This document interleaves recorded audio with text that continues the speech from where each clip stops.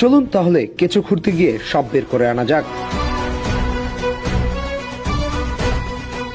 এটা ছিল 2002 বিশ্বকাপের গ্রুপ পর্বে তুরস্কের বিপক্ষে ম্যাচ।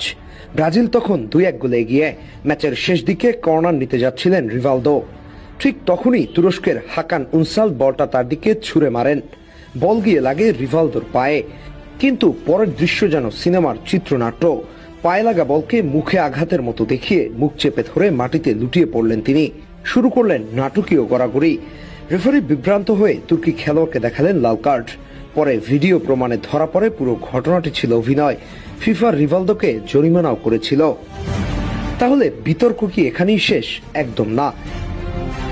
একই বিশ্বকাপের নকআউট পর্বে বেলজিয়ামের বিপক্ষে ম্যাচে ঘটে আরো বড় বিতর্ক। ম্যাচের শুরুতেই বেলজিয়ামের মার্ক উলফস হেড করে বল জালে জড়ান, কিন্তু রেফারি গোল বাতিল করেন। অভিযোগ ছিল ব্রাজিলিয়ান ডিফেন্ডারকে ধাক্কা দেয়া হয়েছে।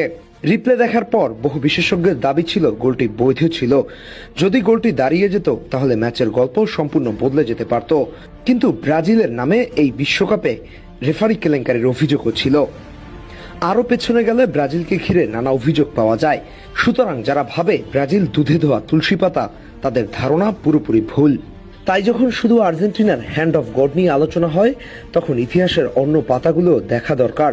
কারণ ফুটবলের বিশ্বমঞ্চে বিতর্ক, ভুল সিদ্ধান্ত, নাটকীয়তার সৌভাগ্য, এসব কেবল এক দলের গল্প নয়। ব্রাজিলের পঞ্চম বিশ্বকাপ অনেকের কাছেই শুধু গৌরবের কাহিনী নয়, বরং এমন এক অধ্যায় যেখানে ট্রফির পাশে বিতর্কের ছায়া আজও ঘুরে বেড়ায়। সব মিলিয়ে প্রশ্নটা থেকেই যায়, ব্রাজিলের 2002 বিশ্বকাপ জয় কি শুধু মাঠের পারফরমেন্সের গল্প, নাকি সেখানে বিতর্কও গুরুত্বপূর্ণ ভূমিকা রেখেছিল? রিভালদোর অভিনয়ে প্রতিপক্ষ লাল কার্ড দেখেছে, বেলজিয়ামের বৈধ বলে দাবি করা গোল বাতিল হয়েছে, আর এই সব ঘটনার সুবিধাভোগী ছিল ব্রাজিলই।